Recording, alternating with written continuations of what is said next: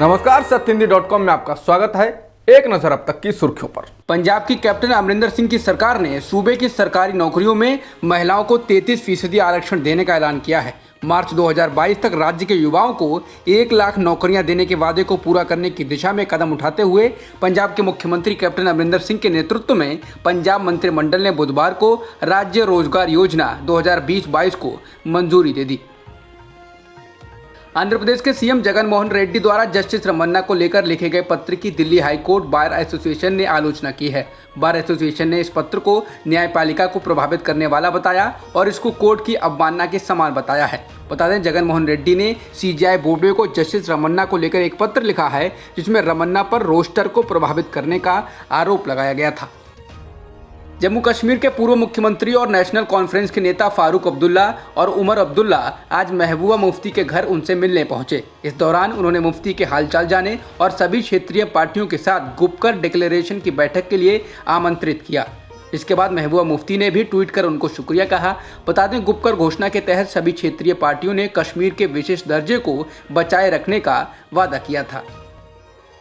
किसान बिल पर किसानों के आंदोलन को देखते हुए केंद्रीय कृषि मंत्रालय ने पंजाब के किसानों संघ कृषि सचिव की एक बैठक बुलाई थी, लेकिन इस बैठक में केंद्रीय कृषि मंत्री नरेंद्र सिंह तोमर मौजूद नहीं थे। इससे नाराज किसानों ने मंत्रालय में ही हंगामा करना शुरू कर दिया और सरकार के खिलाफ जमकर नारेबाजी की। किसानों ने बिल की कॉपी भी फाड़ डाली। मंत्रालय से बाहर निकलते किसानों ने कहा कि वो अपना आंदोलन जारी रखेंगे। बैठक बेनतीजा रही। मुंबई क्राइम ब्रांच ने एक 21 साल के एमबीबीएस छात्र को हिरासत में लिया है। छात्र पर आरोप था कि वो मुंबई पुलिस कमिश्नर परमबीर सिंह के परिवार को सोशल मीडिया और फोन के जरिए धमकियां दे रहा था। पुलिस ने जब छात्र को हिरासत में लेकर पूछताछ की तो पता चला कि वो रिपब्लिक भारत की सुशांत केस पर की गई कवरेज से प्रभावित था और उसी कवरेज से प्रभावित होकर मुंबई पुलिस के कमिश्नर के परिवार को धमकियां दे रहा था। मुंबई क्राइम ब्रांच का कहना है कि ऐसा छात्र ने खुद कबूला है। हालांकि पुलिस कमिश्नर ने छात्र द्वारा माफी मांगने और उसके परिवार की गुजारिश के बाद छात्र के खिलाफ कोई केस दर्ज नहीं कराया है।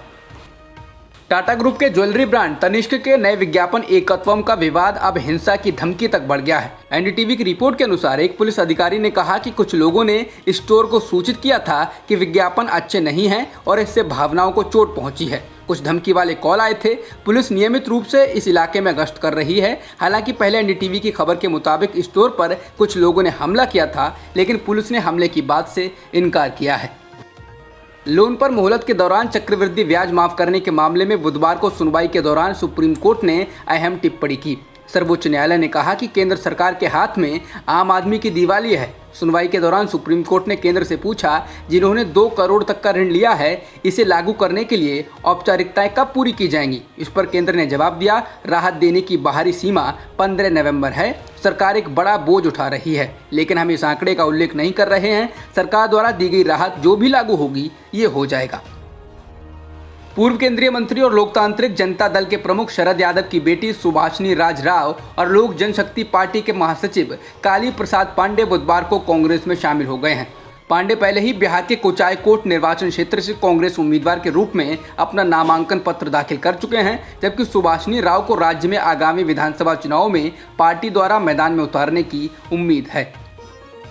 बिहार विधानसभा चुनाव के लिए भारतीय जनता पार्टी ने अपने उम्मीदवारों की चौथी लिस्ट बुधवार को जारी कर दी है। इसमें 35 उम्मीदवारों के नामों की घोषणा की गई है। बीजेपी ने बगहा से राम सिंह, रक्सौल से प्रमोद सिन्हा, पूर्णिया से विजय कुमार खेमका, कटिहार से तारकिशोर प्रसाद, सहरसा से आलोक रंजन झा, दरभंगा से संजय सरावगी, कुढ़नी से केदार गुप्ता और मुजफ्फरपुर से सुरेश कुमार शर्मा को प्रत्याशी बनाया गया है। तीसरे चरण में बीजेपी ने 6 महिलाओं को भी मैदान में उतारा है। बिहार के मुख्यमंत्री और जनता दल यूनाइटेड के राष्ट्रीय अध्यक्ष नीतीश कुमार आज जनता के बीच जाकर चुनाव प्रचार का आगाज कर रहे हैं। इस दौरान नीतीश ने अपनी पहली रैली बांका जिले के अमरपुर विधानसभा क्षेत्र में की है, जहां उन्होंने इंटर यानी 12वीं क्लास पास करने पर हर लड़की को 25,000 रुपये देने की घोषणा की है, जबकि ग्रेजुएट करने पर हर लड़की को 50,000 रुपये की आर्थिक मदद देने को कहा है। इसके अलावा उन्होंने बिहार में बिजली व्यवस्था पर सरकार का कामकाज गिनाया। अभिनेत्री ऋचा चड्ढा ने पायल घोष पर लगाए मानहानि के केस को वापस ले लिया है। दरअसल पायल ने बिना शर्त माफी मांग ली है, जिसके बाद ऋचा ने केस को वापस ले लिया। पायल ने कहा था कि अनुराग ने उन्हें बताया कि उनके साथ ऋचा चड्ढा, हुमा कुरैशी और माही गिल जैसी अभिनेत्रियां कंफर्टेबल हैं, जिसके बाद ऋचा ने कानूनी एक्शन लिया था। उत्तर प्रदेश सरकार ने सुप्रीम कोर्ट में हलफनामा दायर करके बताया है कि हाथरस मामले में पीड़ित परिवार को 3 स्तरीय सुरक्षा व्यवस्था मुहैया कराई गई है। पीड़ित परिवार के घर की बाहर से निगरानी के लिए इसके चारों ओर 10 से 12 अतिरिक्त लाइटें और 8 सीसीटीवी कैमरे भी लगाए गए हैं। यूपी सरकार ने हलफनामे में बताया कि पीड़िता के माता पिता, 2 भाइयों, भाभी और दादी को उनके गाँव में ये सुरक्षा मुहैया कराई गई है। भारत में कोरोना संक्रमितों का आंकड़ा 72,41,000 के पार हो गया है और मृतकों की संख्या 1,10,000 के पार हो चुकी है। फिलहाल एक्टिव मामले 8,28,000 से अधिक हैं।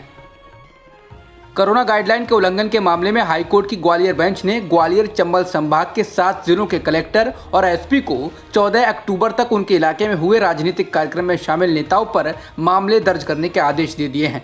जिन नेताओं पर एफआईआर दर्ज करने के निर्देश दिए गए हैं उनमें पूर्व मुख्यमंत्री कमलनाथ, केंद्रीय मंत्री नरेंद्र सिंह तोमर, बीजेपी के प्रत्याशी और ऊर्जा मंत्री प्रद्युम्न सिंह तोमर, मुन्ना लाल गोयल भी शामिल हैं।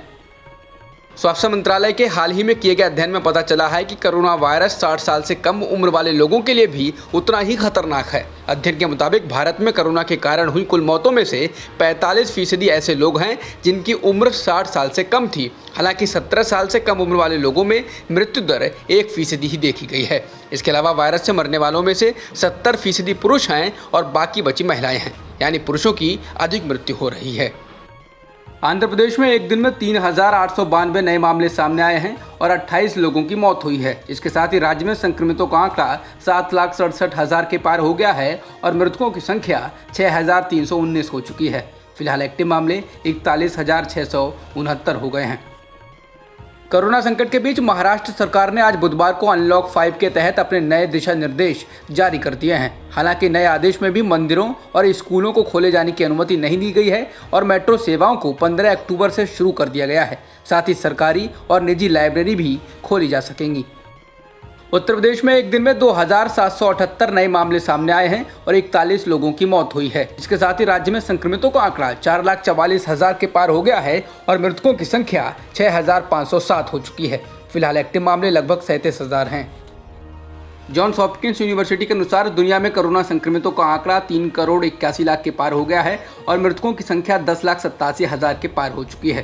वहीं वर्ल्डोमीटर्स वेबसाइट के मुताबिक दुनिया में अब तक 2,88,00,000 लोग ठीक भी हो चुके हैं। जॉन्स हॉपकिंस यूनिवर्सिटी के अनुसार अमेरिका में संक्रमितों की संख्या 78,59,000 के पार हो गई है और मृतकों की संख्या 2,15,000 के पार हो चुकी है। इसके अलावा ब्राजील में कुल संक्रमितों का आंकड़ा 51,13,000 के पार हो गया है और मृतकों की संख्या 1,51,000 के करीब है।